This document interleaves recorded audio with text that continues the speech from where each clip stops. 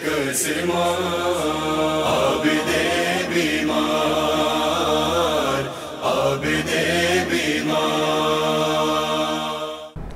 अलैकुम। तमाम तारीफ़ें अल्लाह के लिए, दुरूद सलाम मोहम्मद वाले मोहम्मद के लिए। आबिद बीमार के मौजू से मुसलसल तीसरे प्रोग्राम के साथ सैयद अली आबदी आपका मेज़बान क़ायम टीवी की जानिब से हाज़िर खिदमत है।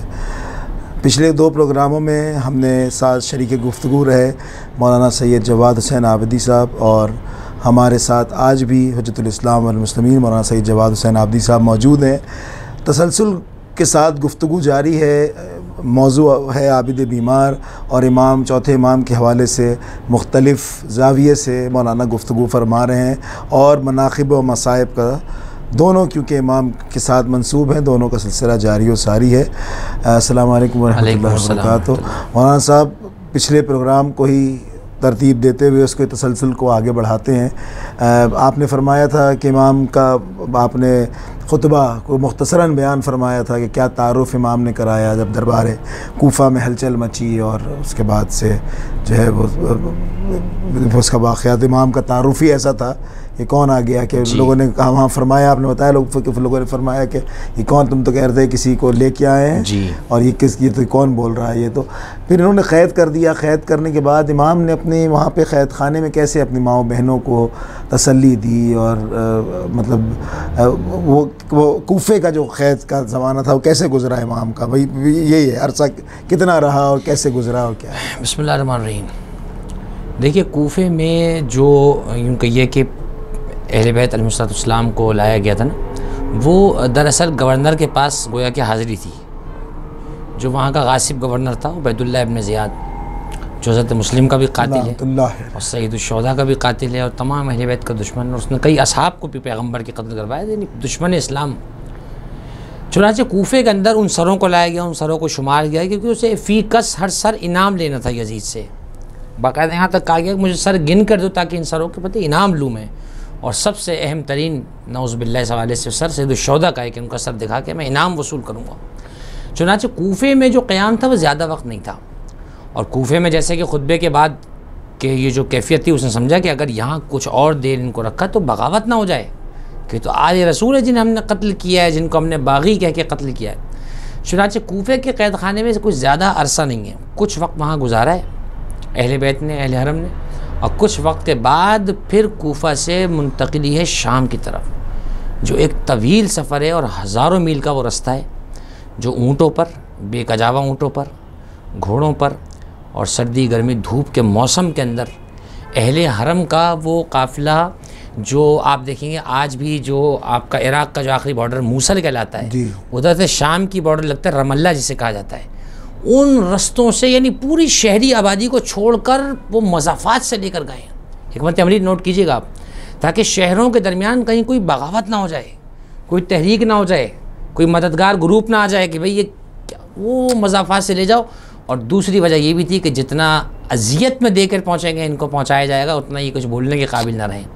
वो नहीं जानते थे कि ये लोग नातिकाने कुरान हैं, ये लोग अल्लाह की ज़ुबान रखते हैं, इनका कहा अल्लाह का कहा होता है। चुनांचे फिर वक्त आया कि कूफ़ा से मुंतकिली की जाने लगी शाम की तरफ, और बेकजावा अमारियों पर जो है वो कौनैन की शहज़ादियों को ले जाया गया, और ग़ुलाम भी ऐसे लेके जाए जाते जैसे कि आले मोहम्मद अलैहिस्सलाम को ले जाया गया था। और फिर वो बड़ा मुश्किल कैफियत थी कि अपनी फुप्पियाँ साथ हैं। देखिए, बड़े को समझा लेना बहुत आसान है भूख और प्यास में, लेकिन बच्चों को दिलासा देना बड़ा मुश्किल है। कैफियत आपके ज़िंदान में ये कैफियत है कि फुप्पियाँ भी आपके साथ हैं, ये सारे मामलात हैं, लेकिन उस कैफियत में ख़ास तौर से जब आप देखते हैं बच्चों को कुछ समझाना, देखिए बड़े को आप कोई बात कह देंगे वो समझ जाएगा, बच्चों को समझाना उन्हें ये कैसे बताया जाए कि पानी नहीं दस्तयाब है, उन्हें कैसे बताया जाए कि हम कैद हैं।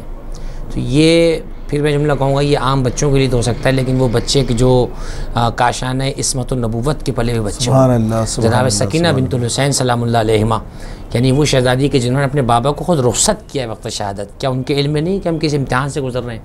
चुनांचे कूफ़े के ज़िंदान के आप देखेंगे तो हालात ये हैं। खुलासा कलाम ये कि कूफ़े का मुकम्मल आप ज़िंदान देखें, एक मसाइब की मुकम्मल दास्तान है, और हर सूरत में जो अहले बैत का अज़्म है उनका जो सब्र है, उनकी जो इस्तिकामत है, उसकी कोई मिसाल इस पूरे सफ़र में आपको नहीं मिलती। सुभान अल्लाह, सुभान अल्लाह। इसी से मुसलसल होते हैं। फिर कूफे से ज़ाहिर मुंतकली शाम हुई, तो उसके क्या सियासी महरक़ात थे कि कूफे से शाम मुंतकली, और इमाम की क्या हिकमत अमली रही इसमें कि वहाँ से जब उनको मुंतकिल किया गया कूफे से शाम, और फिर कूफा जैसे कि आपने बताया कि मुख्तसर, बहुत ही मुख्तसर अरसा कूफे में गुजार के उनको शाम की तरफ ले जाया गया।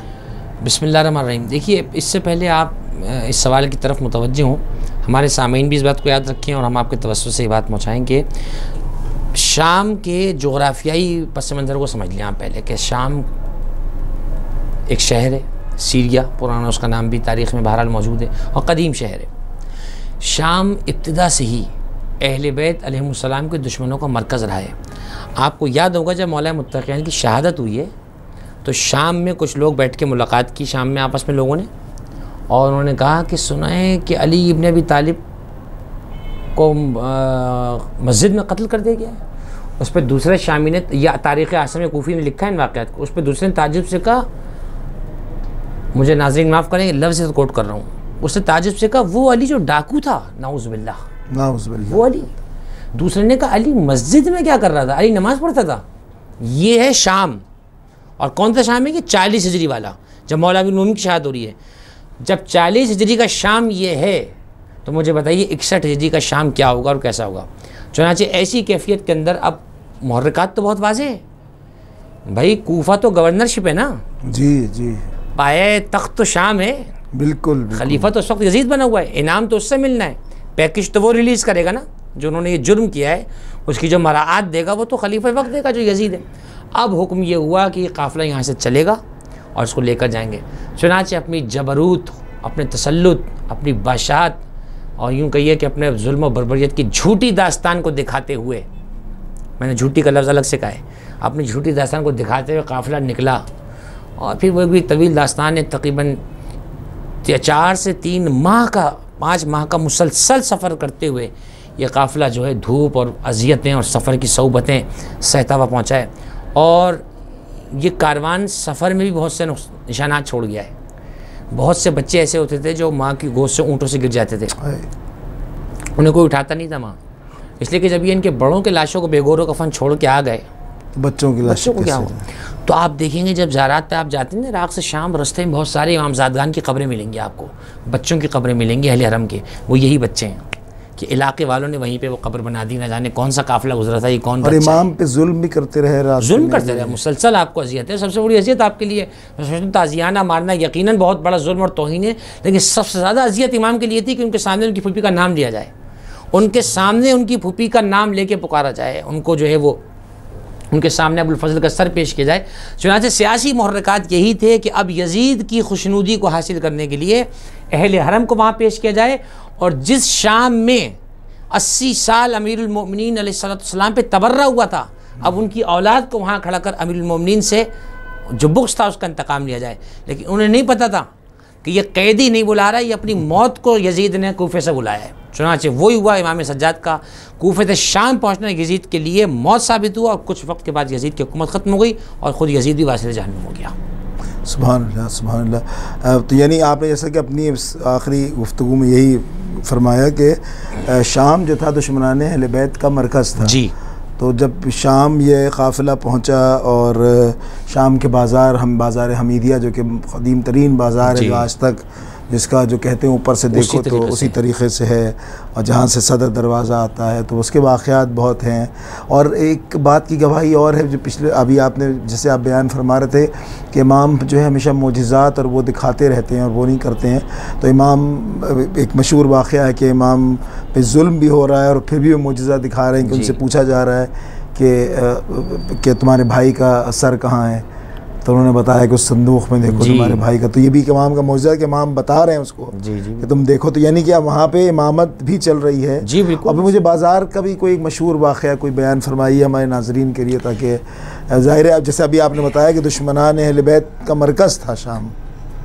बिस्मिल्लाहिर्रहमानिर्रहीम। देखिए, शाम की आप अगर कैफियत को देखें, आप खुद ज़ियारत पे यकीनन गए शाम, जनाब ज़ैनब सलामुल्लाह अलैहा, उसे ज़ैनबिया कहते हैं हम लोग, तो ज़ैनबिया वो जनाब ज़ैनब से मंसूब है, लेकिन बार उसका एक जोग्राफियाई नाम शाम है। उसका जो मशहूर बाज़ार है, बाज़ार हमीदिया है, और वो मशहूर इस लिहाज से कि उसका जो सदर दरवाज़ा यजीद पलीद के महल का जो सदर दरवाज़ा है ना, जिसे बाबू सा कहा गया है, वो सामने है।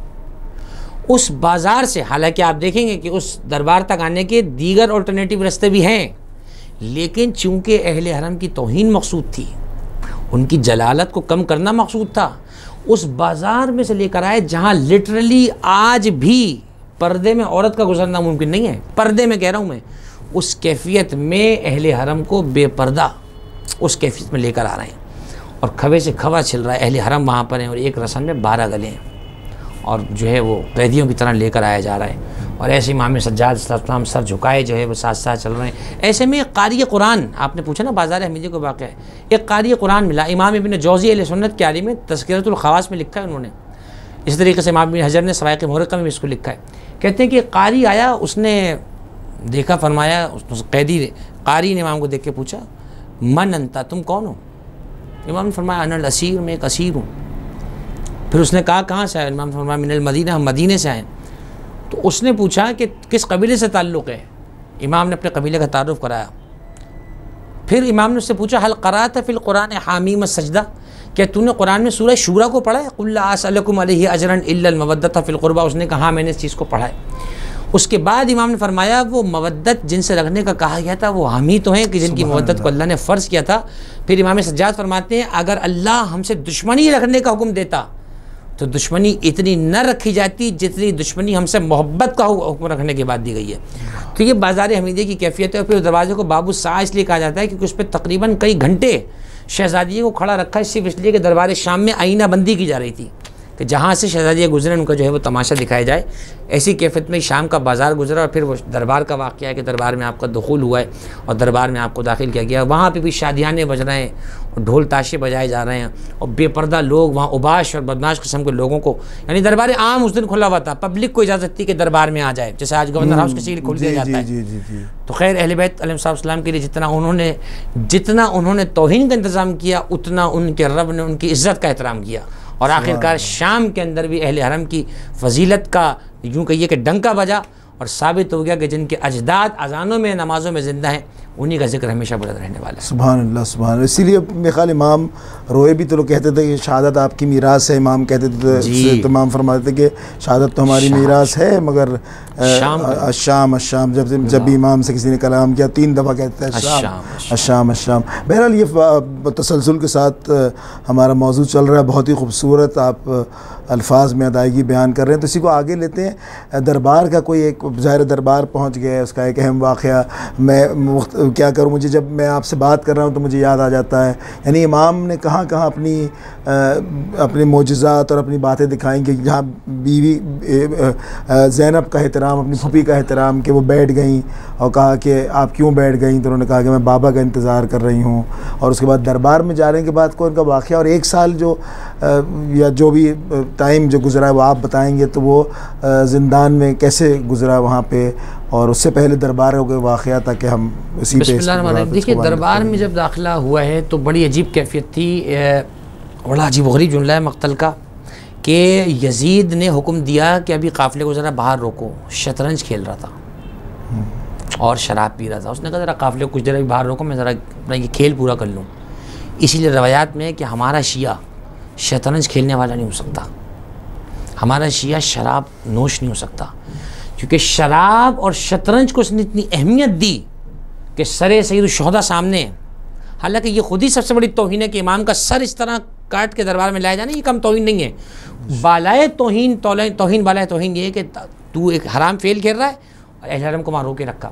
चुनांचे इस कैफियत में अहले हरम का दाखिला हुआ और आज भी वो कटहरा मस्जिद उमवी, मैं तो उसे मस्जिद नहीं कहता, दरबार यजीदी कहूँगा उसे, आज भी वो कटहरा अलग से बना हुआ है। उस जगह ला के अहले हरम को बिठाया गया है और उसके बाद तारुफ़ कराना शुरू किया। उसने एक तारुफ़ कराया और ये बड़ी मसाइब की मंजिल है। कहा कि हाज़िही रुक़ैया हाज़िही उम्मु कुलसूम, और अब इशारा करने ही वाला था जनाब ज़ैनब उलिया की तरफ।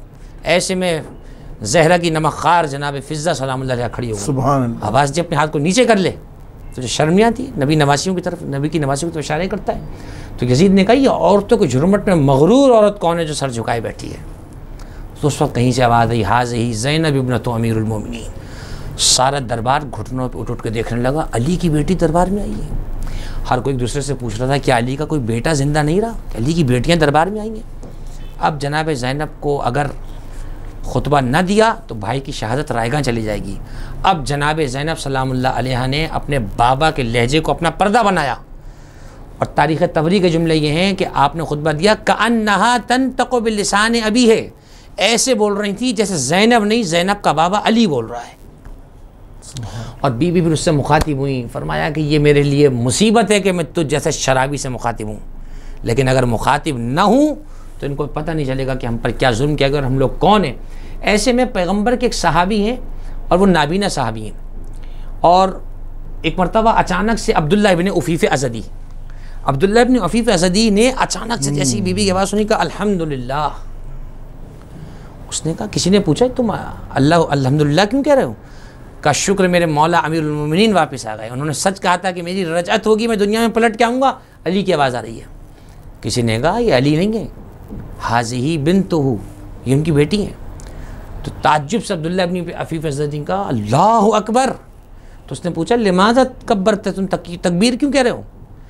अब्दुल्ला इब्न उफ़ीफ़ ने कहा अल्लाह का शुक्र है कि मैं नाबीना हूँ, मैं क़यामत में रसूलुल्लाह को ये कह सकता हूँ कि मैंने आपकी बेटियों को बरहना सर दरबार शाम में नहीं देखा था।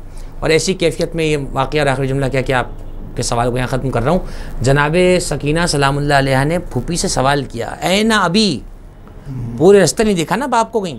अब फूफी से पूछा, फूफी मेरे बाबा कहाँ हैं? तो उस लईन ने शकावत अज़ली का मुजाहरा किया और इशारा करा मन हाज़िहिल बिन्त, ये बच्ची कौन है?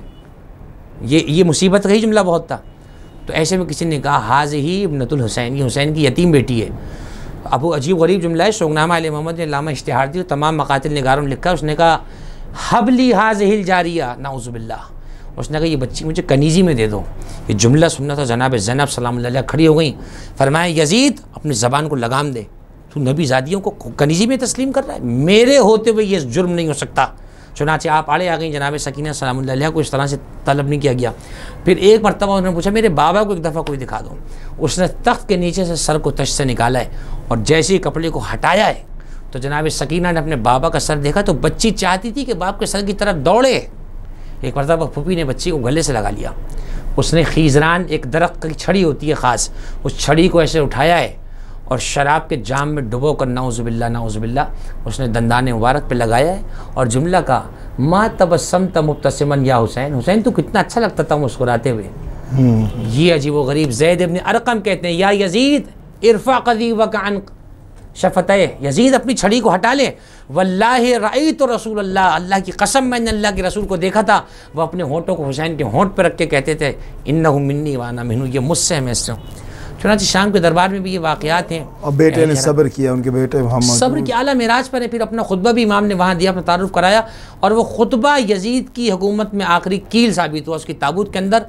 कुछ ही वक्त के बाद जब जनाब सकीना की शहादत ज़िंदान शाम भी हुई, यजीद की हुकूमत तख्त ताज हो गई, ख़त्म हो गया वो जाहो जलाल के जो सालों से वहाँ कायम था। और आखिर में चंद कैदियों की जीत हो गई, चंद असीरों की जीत हो गई, चंद यतीमों की, चंद मजलूमों की जीत हो गई, जिन्हें दुनिया ने मजबूर बनाया था मगर वल्लाह की ताकत और उसके पैगाम को लेकर आए थे। चुनाचे मेरे इमाम फ़ातिह शाम भी कहलाए और मेरी जनाब शहज़ादी ज़ैनब फ़ातिह शाम कहलाई।